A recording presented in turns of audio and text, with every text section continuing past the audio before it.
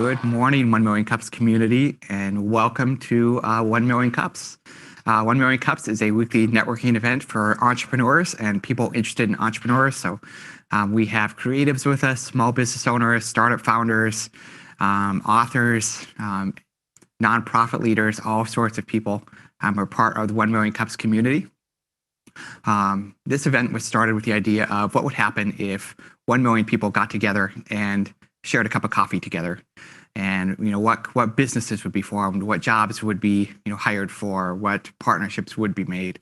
And there are 1 Million Cups events in Sioux Falls every Wednesday, but certainly also in other places like Fargo and Omaha and Minneapolis, and more than 100 locations across the country.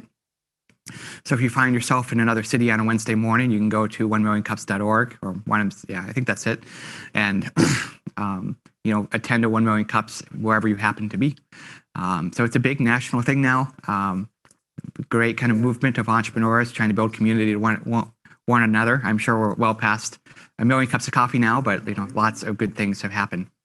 Our first order of business after that is to introduce new people. I can't see the windows right now, but I'm sure we have at least one new person on here. Maybe my friends at Pinnacle can help us.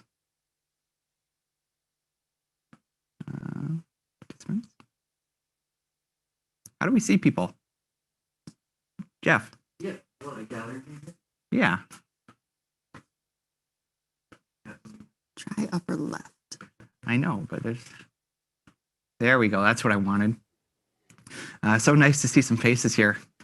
Is there anyone on the call who has never been to 1 Million Cups before, or has not introduced themselves recently?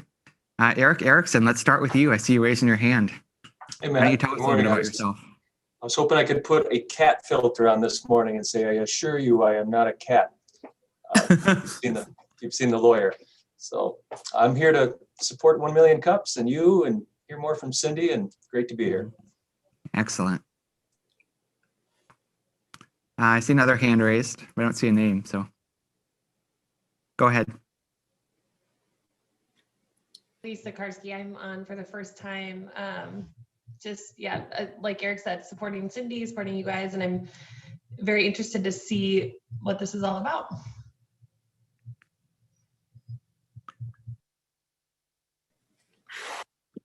Are there any other new people on the call? I think there might be one.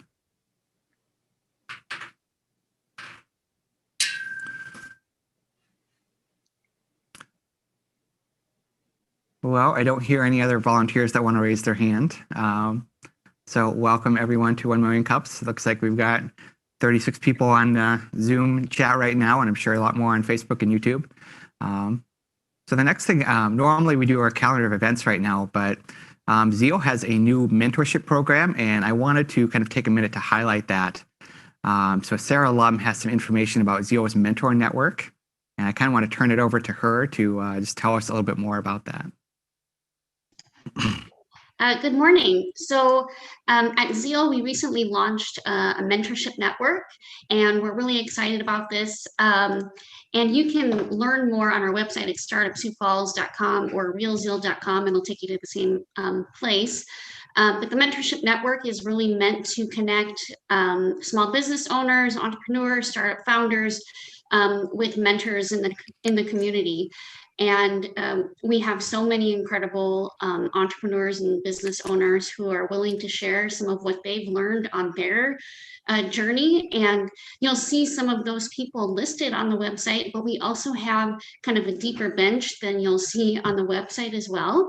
But we have, skill sets from tech to product development to bricks and mortar, to graphic design. I mean, the range is really broad. So if you are interested in pursuing a mentor, there's kind of 3 different ways that we're connecting mentees with mentors. So the first thing is we have our office hours event, which I know someone else will probably touch on a little bit more later, but that's coming up on February 25th.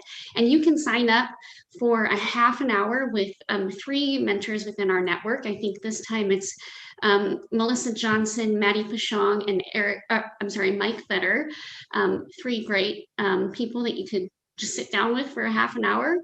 And we also have our co-starters program, which is an accelerator. We have 15 people going through this program right now. And at the end of the program, they'll each be paired with a mentor for 2 months. And then just more generally, we have our mentorship network open. So you can fill out, there's a link to a form that you can fill out if you are at a place where you're like, I need to bounce some ideas off of someone else. We can pair you with someone for kind of 2 months formally, and then you can take it from there. No, it's exciting. They have more than, I think it's more than 20 mentors now signed up. I'm a mentor. Cindy's a mentor. Lots of good mentors in that network. So if you think, you're starting a business, you kind of have some questions, want some direction, the team at Zeal will kind of take your information and then match you with a perfect mentor for you in your situation. And that's something we've never really had in Sioux Falls before. So this is a new program. I'm very excited about it, really bullish about it. And I would encourage all of you to take advantage of it, when you feel that you're in need of a mentor. Our next order or item on the agenda is to do our calendar of events. So if anyone has an event to share that's happening in the next month or so, either Zoom or in person or whatever, I'd encourage you to raise your hand, unmute yourself, and share that event with us. Good morning, Matt. Maureen here. Hello, Maureen.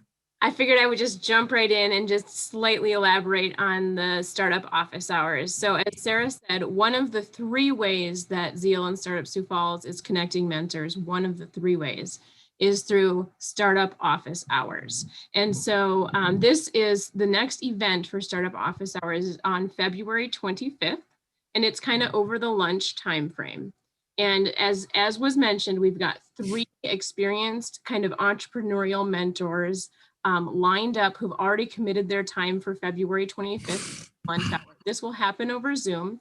And right now what we're asking is for entrepreneurs who have questions to sign up for this event, to fill out an application. So go to startupsiouxfalls.com, go to the event calendar on February 25th, and you'll find startup office hours.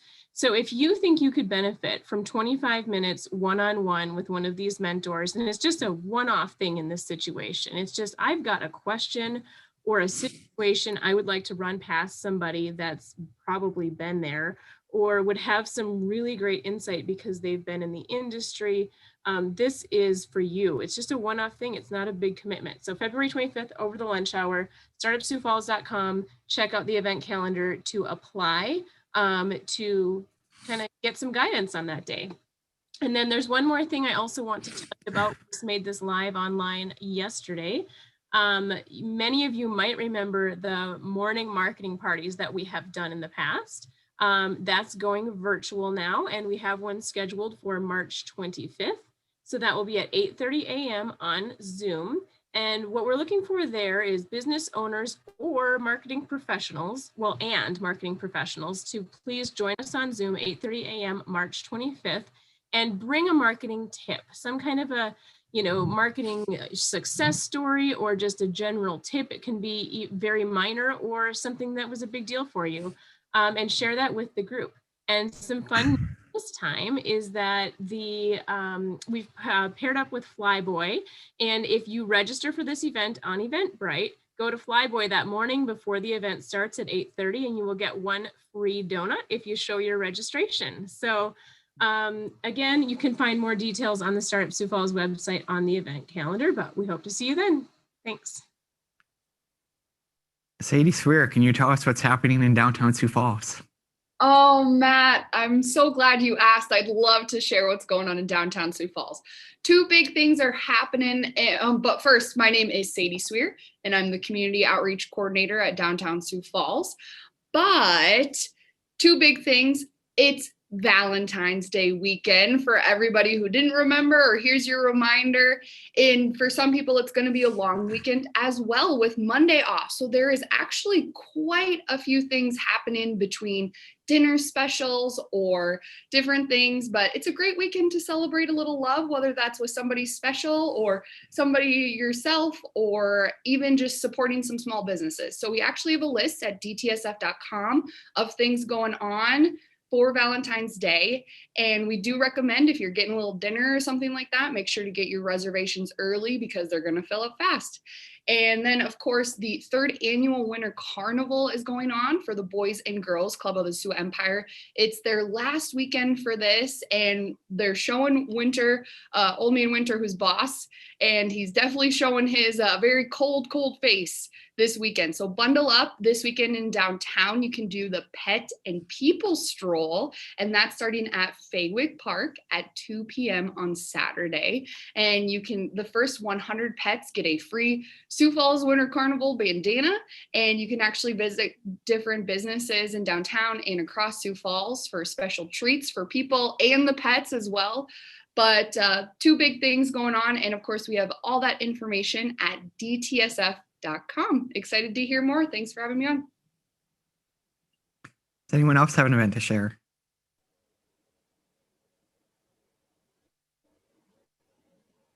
So I mentioned it in the chat, but it's coming up on I2I season. So if you know any high school and college students that are interested in entrepreneurship and have a business idea, they can win up to $1,000 for high school students, $2,000 for college students.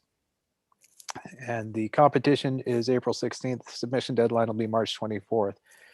More information at usd.edu/I2I. And details are also in the chat. Thank you, Aaron. Are there any other events? Hi, Matt. This is Abby Bishop. Hey, Abby. How are you? Good. Great. Hi, Cindy everybody. says hi too. Maybe Cindy can wave your arm. We have, been pivoting, obviously, like everybody has been during the pandemic. And so some stuff that we're trying to do to bring ag learning and ag education to the masses right now is to hop into some of our great local restaurants and do a quick Zoom kind of Q&A talk about where the ingredients come from for one of their dishes. So we've been to Sunny's Pizzeria, we've been to Oh My Cupcakes, and tomorrow we'll be live on Facebook at Queen City Bakery talking about cookies. So, most of the ingredients that go into a cookie come from a farmer at some point. So we're going to break that down with Mitch. Hopefully he keeps it PG because we're gearing it towards kids. I'll remind him of that tomorrow. But we're really excited to not only be able to talk about where people's food comes from, but also to be able to share the spotlight with some of our great local restaurants and how they help feed our communities. So tune in on Facebook. I'll pop the event into the chat. Thanks. Now, Abby, you're with the Stockyards Egg Experience, right? Hi, everybody. I'm Abby Bischoff with the Stockyards Egg Experience down at Falls Park. So if we want to watch some of the former ones, can we just go to the Stockyards page and to the Facebook check page. it out? Cool. I'll have to do that. Perfect. Thanks. Thank you, Abby. Any other events?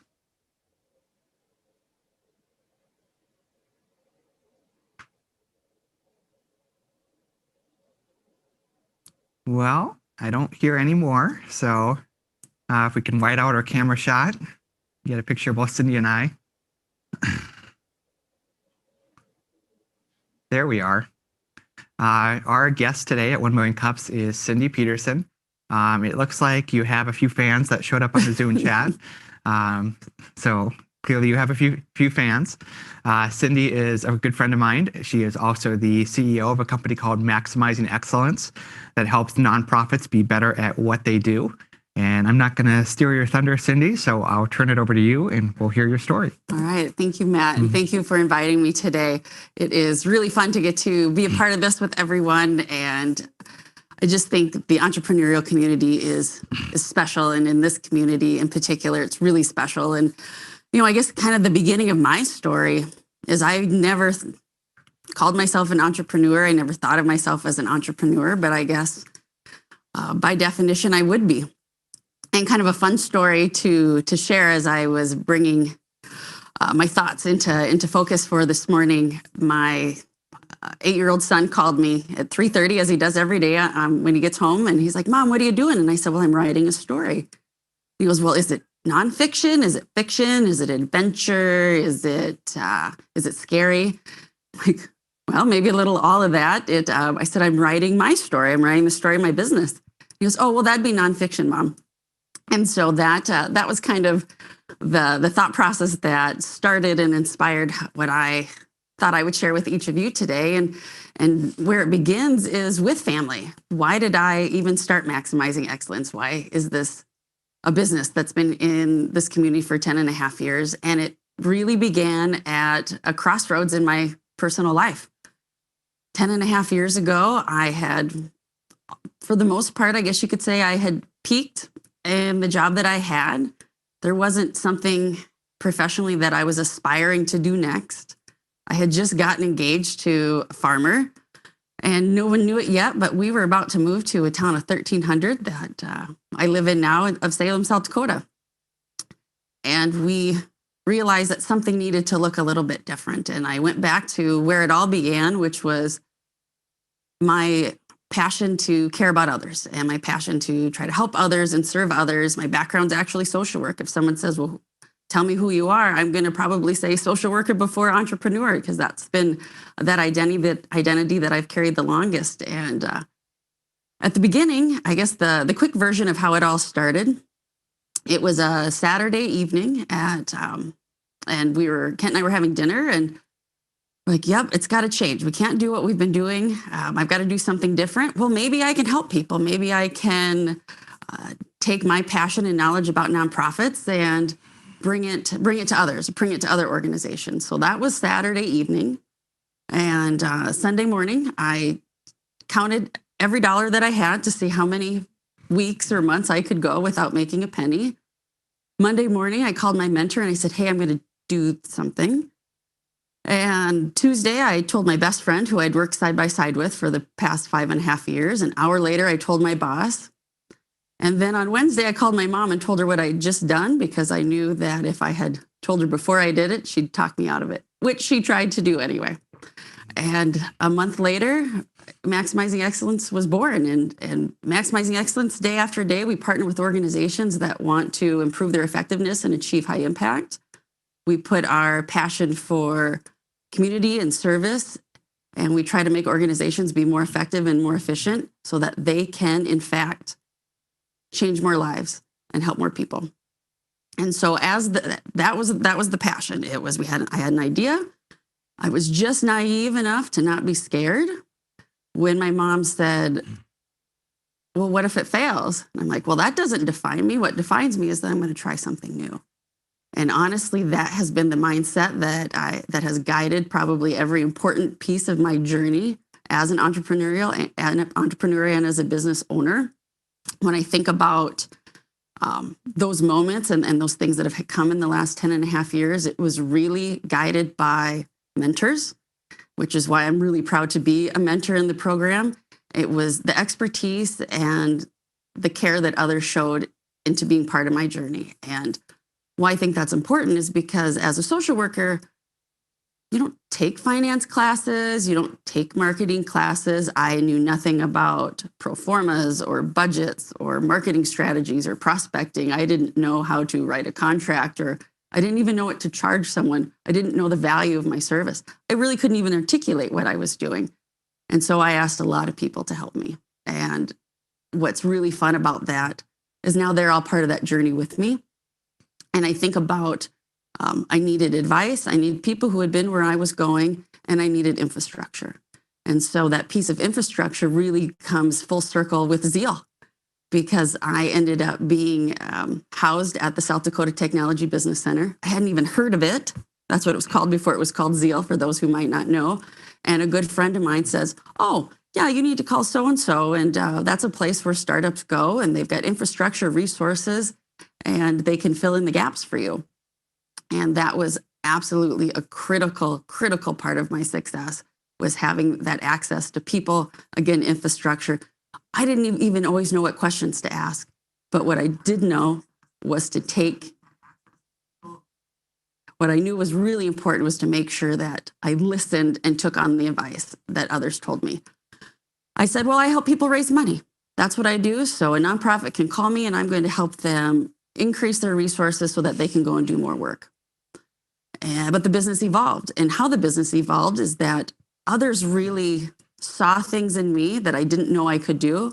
And they would call me and say, Cindy, do you do strategic plans? I don't know. Sure, let's figure it out. Cindy, do you do feasibility studies? Sure, I'll figure it out. Do you do community needs assessments? We can figure that out. Do you do capital campaigns? Well, I haven't done one, but I'm pretty sure it'll be fun and we'll have a pretty neat story at the end if it all goes well. That's how the business has grown and evolved over the years. And I continue to trust those who see things in me that I might not see in myself. And I really try to put others in front of the opportunities and the elements that are there. And then I think the last thing that I would share is there's an identity process that you go through, at least that I went through, from year 1 to year 3 to year 5 to year 9. I was 4 years in before I knew who my target audience was, to be able to, who do I make intentional touch points with to build clients? My clients are nonprofits, but the nonprofits aren't necessarily my target audience for referrals. It's the business community. What was happening is when business leaders in town wanted to accomplish something in our community, they would call me because they trusted me and they knew we could get it done. And that changed the whole way that I looked about who I build relationships with and what does that look like and how does that come together. And I think one of the other switches that has happened, honestly, in the last 12 to 18 months is this, and it was a mentor who I sat down with, a peer mentor, a woman who owns a business. And I said, I don't know if I'm seeing it the right way. And she said, well, you talk about being a service provider, which you are, but being in this industry for 20 plus years, you're an industry expert. And that's how you need to talk about yourself. And that's how you need to invite others to be a part of helping them achieve their goals. So I am starting to take on that mindset, and it's uncomfortable for me, but I think it's important. And so how do I talk about myself as an industry expert, not only a nonprofit expert, but a community expert, an expert in knowing what it takes to bring things together, to strengthen the community and strengthen things that we all care about.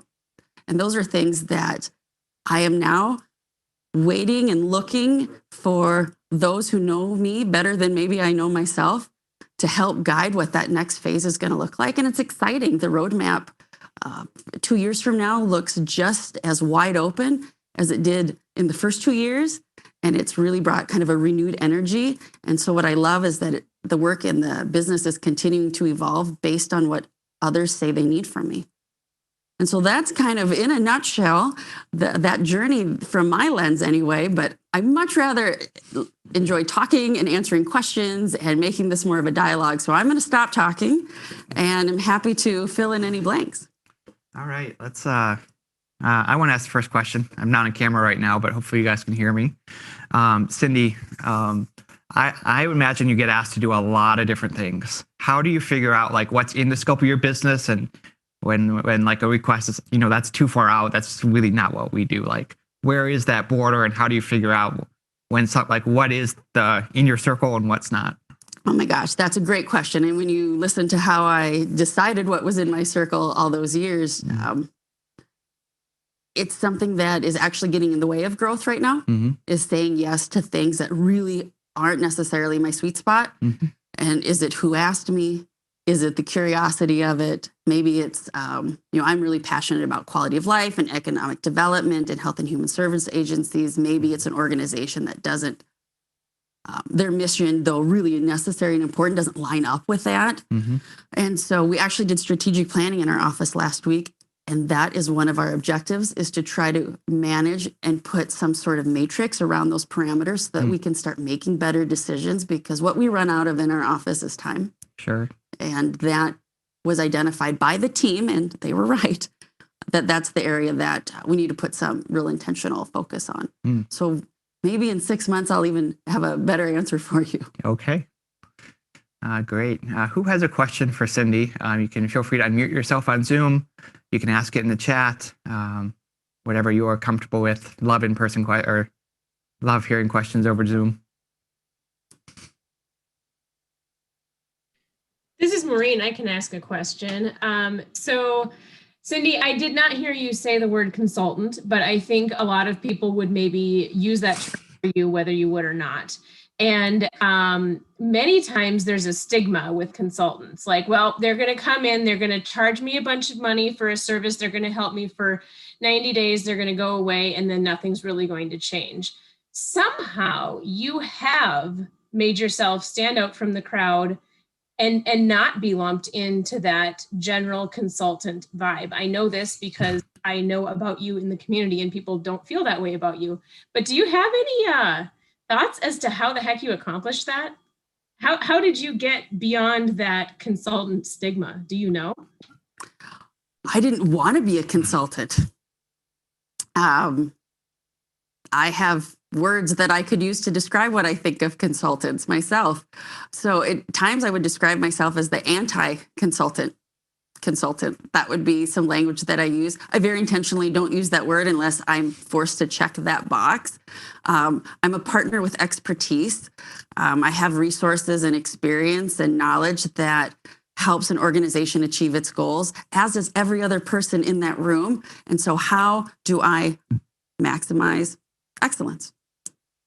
But it's a tricky word, and it's okay if people use that word to describe me, but you're right. I'm not going to use that word to describe myself very often. Sarah Lum asked a question in the chat. Sarah, do you want to ask your question on the screen? Sure. Is there a common theme besides money? We know that's always a challenge that you have noticed nonprofits struggle with. Nonprofits don't treat themselves like businesses. They are a type of business. Manufacturing is a type of business. Technology is a type of business. And when they say, but we're different, well, of course you're different. We have different expertise. We have different training. We have different tools. But those kinds of decisions, there are more similarities between a nonprofit sector and a manufacturing sector than they are differences.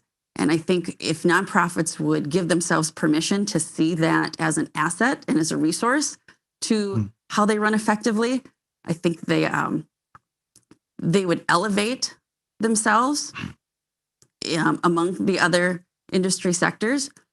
I also think organizations don't necessarily know how to talk about themselves in a way that's effective or efficient. We try to break it down. I call it NVD, need value differentiation. What's almost harder for a nonprofit how a nonprofit starts to talk about themselves, they have a harder time knowing when to stop talking about themselves. You simply answer, what need do you meet, what value do you bring, and what differentiates an investment in your organization, joining your board, choosing your mission over another, and then just be quiet.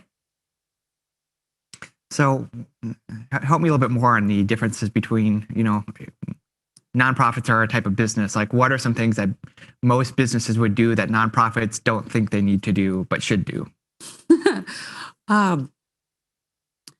Well, how they invest in their brand, how they invest in their image, how they invest in their people. They look at money as something that they can't use to advance their mission. And I think the way that nonprofits think about having perhaps different diversification with their services or with the kind of the work that they do, it's okay for a nonprofit to have revenue generating aspects to their organization if it makes sense and if there's mission alignment. And a lot of times organizations just don't feel like that it's okay to have those conversations. And this goes way back. So there's just some stereotypes and behaviors that nonprofits have just taken on. It's hard to break that. And so slowly but surely, but you can tell the difference what organizations have a sense of how they approach the way they run and not, which is why I think we see more and more business people starting nonprofits because they're frustrated too. Say, do you have a question you want to ask it on Zoom? Sure thing. I'd love to. First off, thank you so much, Cindy, for coming on. I've heard your name and maximizing excellence around Sioux Falls a lot. So I'm really excited to learn more about this. But I have a question that's very general, but do you have any advice for young professionals, and in addition, any young professionals specifically in the Sioux Falls area?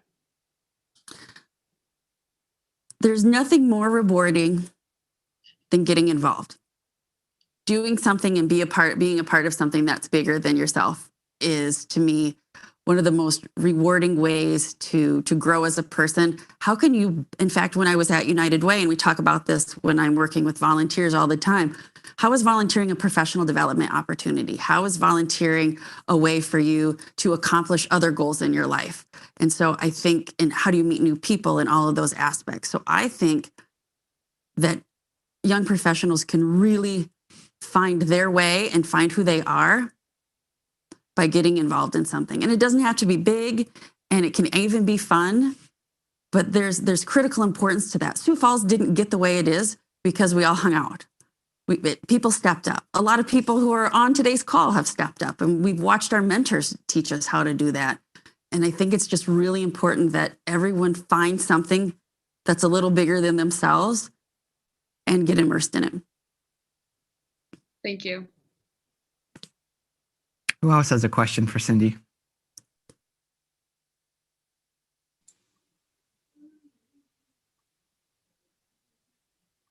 I'll ask another one. So I often get asked, like, what business opportunities exist in Sioux Falls? Like, what business should somebody start today? What are the needs that aren't being met on the for-profit side?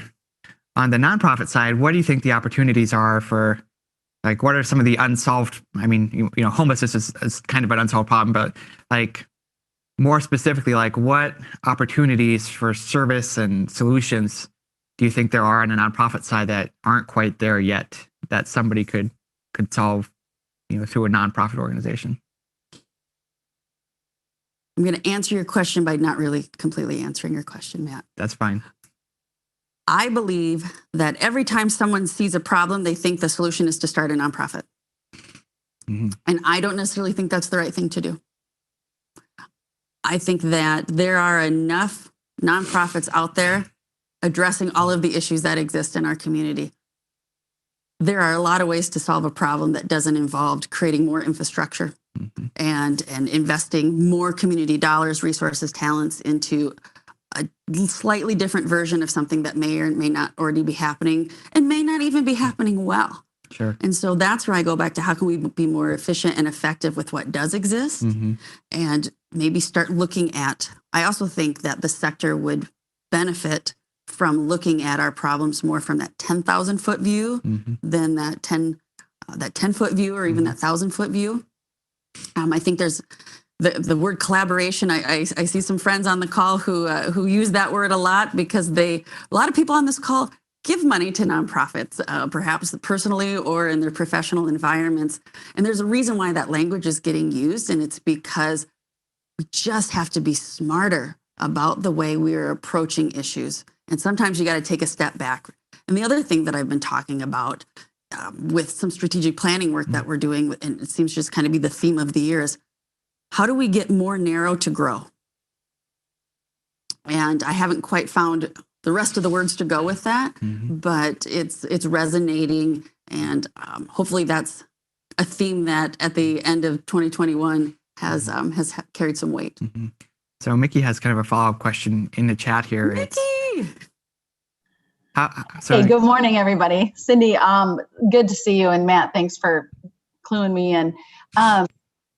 So yeah, to take off a little bit on what we were just talking about, but then I also want to ask a question then about what you just said and how do we become, what did you say? How do we become narrow to grow?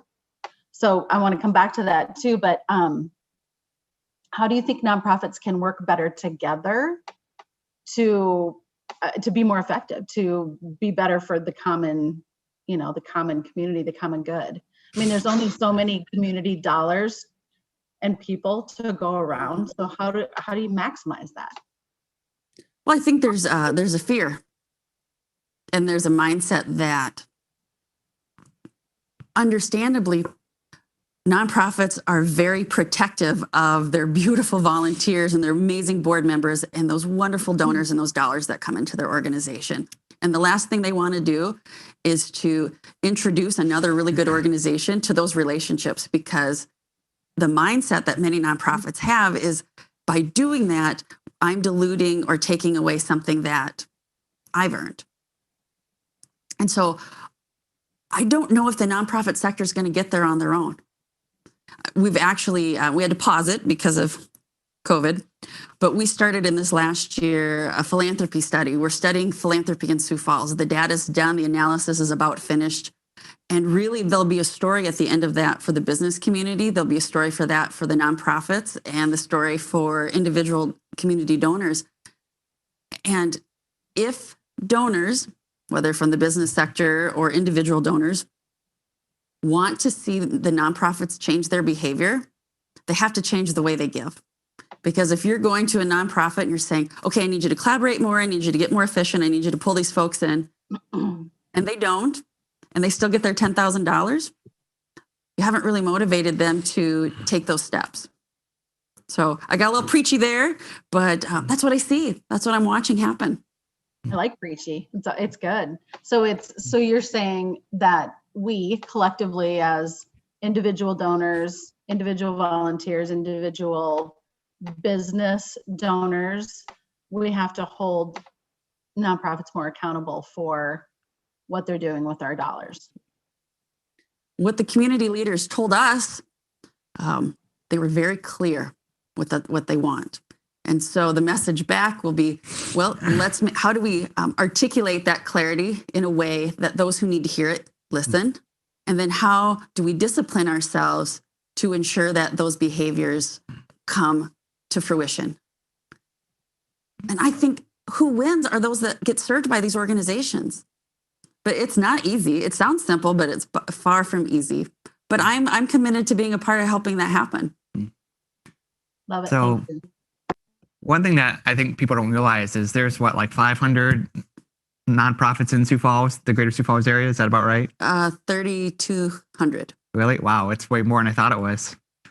That is a lot of nonprofits. So especially it is amazing in certain categories how much overlap and how many different organizations are fighting the same issue. It is just astonishing sometimes. Who else has a question for Cindy? Sadie says, can you give an example of a nonprofit that does a good job with articulating with sponsors and donors? There's a lot that do a really, really good job. I think and there's so many different ways to do it, because giving can come from establishing and building a strong corporate relationship might look different than establishing a relationship with a young professional population. It might look different than establishing a relationship with major donors who have gifts of a certain size annually. But one person who I think is pretty darn magic at it is Rick Weber at Children's Home Society. And he learned from Dennis Dugard, and Dennis Dugard learned from the next. And they just really understand the importance of the donor as a relationship and not as a transaction. And so I would say that Rick Weber is particularly good at it. I think Christy Menning at Across the Boys Ranch does a really nice job at it. I really like the approach that Volunteers of America Dakota takes with their sower mentality, which is where they simply invite people into the mission and understand the donor's values, share their story, and if those two things align, invite that potential donor and then that continued donor to be a part of solving and being a part of that. So those are a couple that come top of mind that I think do some really, they don't do it perfectly, none of us do, but I think they do a really special job. Eric Erickson has a question, and we're about running out of time. So Eric, go ahead. Eric! I promise it'll be quick. I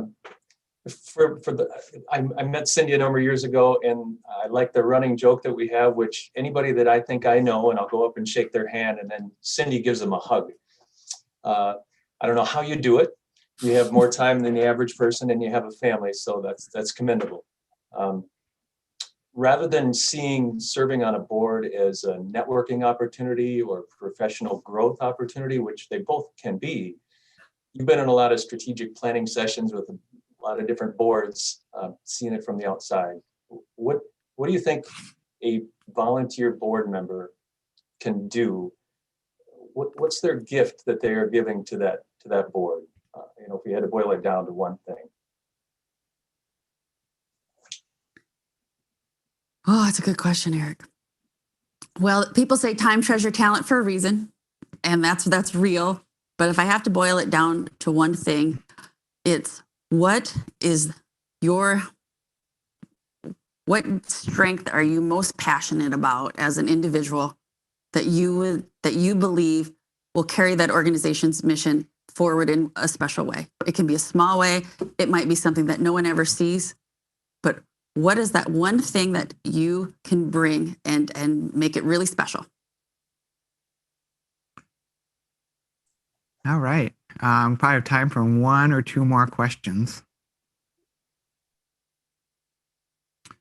If nobody has one, I'm going to ask one. So you spoke a little bit about VOA, and Andrea Carstensen from VOA is in the call. Hi, Andrea. And they have been doing a lot of what they do based off Gary Hoag's work with The Sower, and there's a couple other books.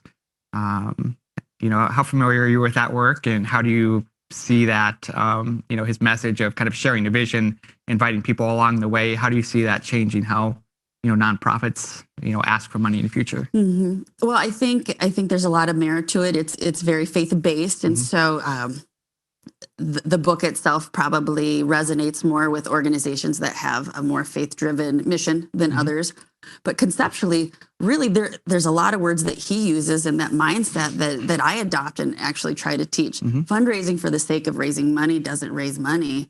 It's about inviting someone to invest in a problem that they care about but cannot solve themselves. And so I talk a lot about how do organizations not talk about the things that they need, but talk about the needs of those they serve and how their work is a solution to that need. So a nonprofit doesn't say, well, I need, your gift is going to go towards new computers because we need new computers, or we need to pay our staff better. You talk about the clients, you talk about the people, and that if we can do X, Y, and Z, the client's life will change, that individual, that family, that community. And changing the story in that way really does invite someone to be a part of that solution rather than feeling like they are checking a box. Awesome. Yeah. Andrea has a couple of books that she shared. The Sower, which I've read, is very good. And Spirituality Fundraising, which I haven't read, so I'm going to look forward to reading that one. Yeah. Thank you for those recommendations, Andrea. And a book that actually, if time had been there to tell the non-Cliff Note version of the story of starting my business, 3 things happened in about 2 weeks. And one of those 3 things was that I read the book Go Giver. And when I read that book, it was so simple. And as I read it, I'm like, well, yeah, duh. I don't know how not to see it this way either. And then I realized that seeing it that way was really special. And that the way I saw that was a gift, and one of the gifts that I could bring through my business. And so I think that if we're adding to books, that one, and it's an easy read. I think I did it in an hour, and I'm not much of a reader. So I'd add that to the list as well. Interesting. I feel like sometime we should have like a book recommendation day at 1 Million Cups, so everybody brings a book. Serious? And we share book ideas. I think that would be fun sometime. Our last question, Cindy, is what can we as the 1 Million Cups community do to help you? Continue to do this, continue to collaborate, continue to find ways to make the sum greater than its parts. And when you are asked to be a part of solving a problem, say yes. Even if you don't necessarily know how that's going to end, be there at the beginning and say yes. And if you see a problem that I can help solve, well, I don't want to be the last to know about it. So, and I hope that I get to run into lots of these folks soon. good to see so many really special faces from now and in the past and everything in between. Excellent. Well, let's go to the slides with our upcoming speakers and our sponsors. Our sponsors for 1 Million Cups are First National Bank, MarketBeat, the Zeal Center for Entrepreneurship, and Pinnacle Productions. It's so good to be here at the Pinnacle Studios. They've done a great job of helping us transform what we were doing poorly on Zoom to a very professional, well put together event. So thank you to the Pinnacle team, thank you to the Zeal team, and thank you to the First National Bank team and to the MarketBeat team as well. Next week, we have Travis Nye with Spellbound. That is a magic shop in Sioux Falls. So Travis opened a retail store in the middle of a pandemic. So good on him. We'll hear that story. And then we'll have Brandon Manning from OG Greens on February 24th, which is kind of a sleeper hit of a downtown restaurant. Like you think it's salads, it's food that you're eating when you're trying to lose weight, but maybe food that you wouldn't enjoy otherwise. But it's like really, really good, and it is a MarketBeat favorite for lunch. And we order it probably once every couple of weeks. It's quite good. So we'll hear from Brandon, and then on March 3rd, that's going to be a very special day. That is the day we are calling Entrepreneurship Day in Sioux Falls. It was a kind of holiday that we invented a couple years ago. We're bringing it back for 2021. So we are going to have John Meyer and Natalie from ClickRain kind of tell the story of how their two agencies merged that day and have the opportunity to ask them questions. So that's, typically agencies compete with one another, fight tooth and nail for business, and for two of them to come together to be one company is a really interesting story. We're also doing, later in that day, we're going to do another kind of event that's kind of an open we'll call it a startup social later in that day. And hopefully we can get the mayor to read a proclamation again and make it Entrepreneurship Day in the city. It'll be a lot of fun on March 3rd, so mark that on your calendars. I think that's all we have for today. So thank you to Cindy for being with us today, and we'll look forward to seeing you all next week. That's it. Goodbye, everybody.